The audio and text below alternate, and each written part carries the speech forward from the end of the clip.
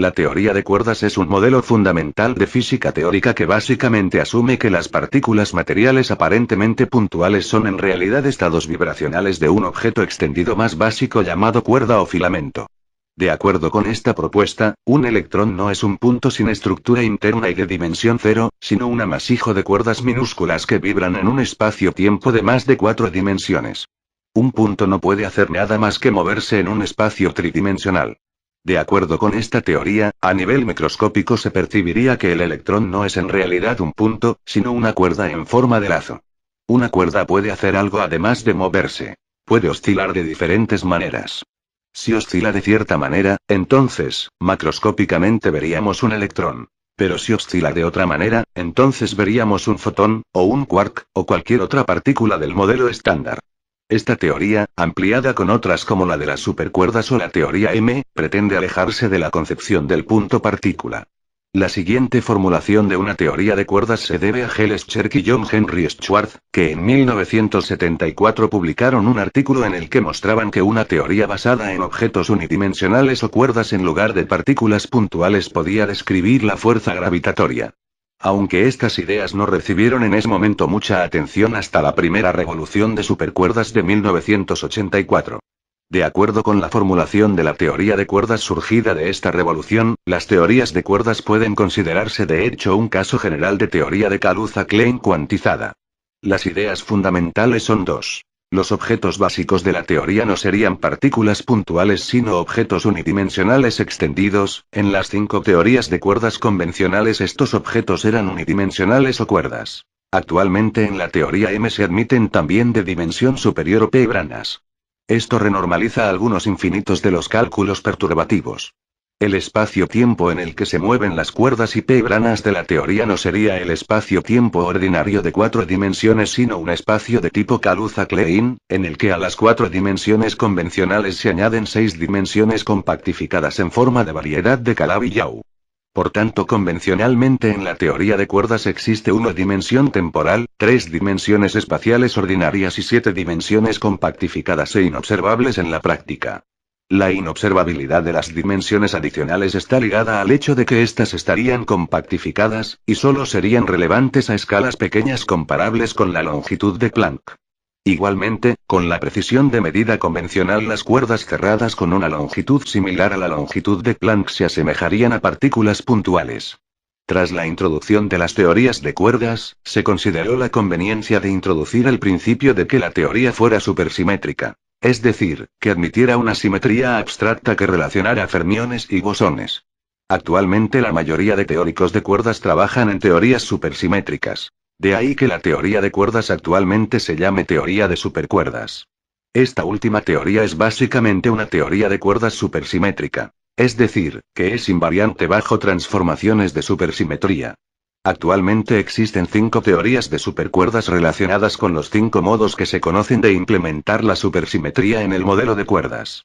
Aunque dicha multiplicidad de teorías desconcertó a los especialistas durante más de una década, el saber convencional actual sugiere que las 5 teorías son casos límites de una teoría única sobre un espacio de 11 dimensiones, las 3 del espacio, 1 temporal y 6 adicionales resabiadas o compactadas y 1 que las engloba formando membranas de las cuales se podría escapar parte de la gravedad de ellas en forma de gravitones.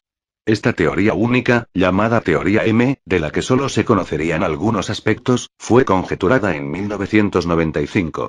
El término teoría de cuerdas se refiere en realidad a las teorías de cuerdas bosónicas de 26 dimensiones y la teoría de supercuerdas de 10 dimensiones, esta última descubierta al añadir supersimetría a la teoría de cuerdas bosónica.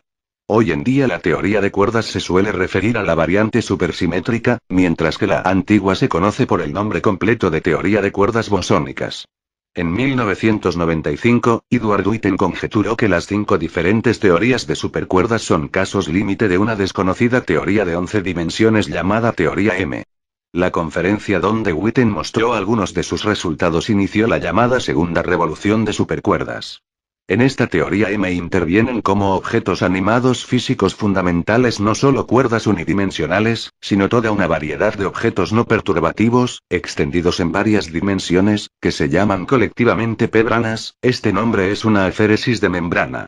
Aunque la teoría de cuerdas, según sus defensores, pudiera llegar a convertirse en una de las teorías físicas más predictivas, capaz de explicar algunas de las propiedades más fundamentales de la naturaleza en términos geométricos, los físicos que han trabajado en ese campo hasta la fecha no han podido hacer predicciones concretas con la precisión necesaria para confrontarlas con datos experimentales. Dichos problemas de predicción se deberían, según el autor, a que el modelo no es falsable, y por tanto, no es científico, o bien a que la teoría de las supercuerdas es tan ambiciosa que solo puede ser del todo correcta o del todo equivocada. El único problema es que sus matemáticas son tan nuevas y tan difíciles que durante varias décadas no sabremos cuáles son. Maneras. Si oscila de cierta manera, entonces, macroscópicamente veríamos un electrón. Pero si oscila de otra manera, entonces veríamos un fotón, o un quark, o cualquier otra partícula del modelo estándar. Esta teoría, ampliada con otras como la de las supercuerdas o la teoría M, pretende alejarse de la concepción del punto partícula. La siguiente formulación de una teoría de cuerdas se debe a Giles Cherk y John Henry Schwartz, que en 1974 publicaron un artículo en el que mostraban que una teoría basada en objetos unidimensionales o cuerdas en lugar de partículas puntuales podía describir la fuerza gravitatoria. Aunque estas ideas no recibieron en ese momento mucha atención hasta la primera revolución de supercuerdas de 1984. De acuerdo con la formulación de la teoría de cuerdas surgida de esta revolución, las teorías de cuerdas pueden considerarse de hecho un caso general de teoría de Kaluza-Klein cuantizada. Las ideas fundamentales son dos. Los objetos básicos de la teoría no serían partículas puntuales sino objetos unidimensionales extendidos. En las 5 teorías de cuerdas convencionales estos objetos eran unidimensionales o cuerdas. Actualmente en la teoría M se admiten también de dimensión superior o p-branas. Esto renormaliza algunos infinitos de los cálculos perturbativos. El espacio-tiempo en el que se mueven las cuerdas y p-branas de la teoría no sería el espacio-tiempo ordinario de 4 dimensiones sino un espacio de tipo Kaluza-Klein, en el que a las 4 dimensiones convencionales se añaden 6 dimensiones compactificadas en forma de variedad de Calabi-Yau. Por tanto, convencionalmente en la teoría de cuerdas existe una dimensión temporal, 3 dimensiones espaciales ordinarias y 7 dimensiones compactificadas e inobservables en la práctica. La inobservabilidad de las dimensiones adicionales está ligada al hecho de que éstas estarían compactificadas, y solo serían relevantes a escalas pequeñas comparables con la longitud de Planck. Igualmente, con la precisión de medida convencional las cuerdas cerradas con una longitud similar a la longitud de Planck se asemejarían a partículas puntuales. Tras la introducción de las teorías de cuerdas, se consideró la conveniencia de introducir el principio de que la teoría fuera supersimétrica. Es decir, que admitiera una simetría abstracta que relacionara fermiones y bosones.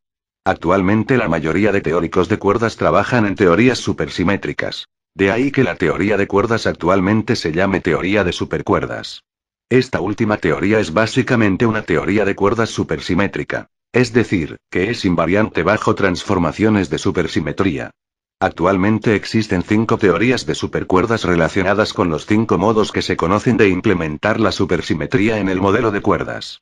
Aunque dicha multiplicidad de teorías desconcertó a los especialistas durante más de una década, el saber convencional actual sugiere que las 5 teorías son casos límites de una teoría única sobre un espacio de 11 dimensiones, las 3 del espacio, un espacio de tipo Kaluza-Klein, en el que a las 4 dimensiones convencionales se añaden 6 dimensiones compactificadas en forma de variedad de Calabi-Yau. Por tanto, convencionalmente en la teoría de cuerdas existe una dimensión temporal, 3 dimensiones espaciales ordinarias y 7 dimensiones compactificadas e inobservables en la práctica. La inobservabilidad de las dimensiones adicionales está ligada al hecho de que éstas estarían compactificadas, y solo serían relevantes a escalas pequeñas comparables con la longitud de Planck. Igualmente, con la precisión de medida convencional las cuerdas cerradas con una longitud similar a la longitud de Planck se asemejarían a partículas puntuales.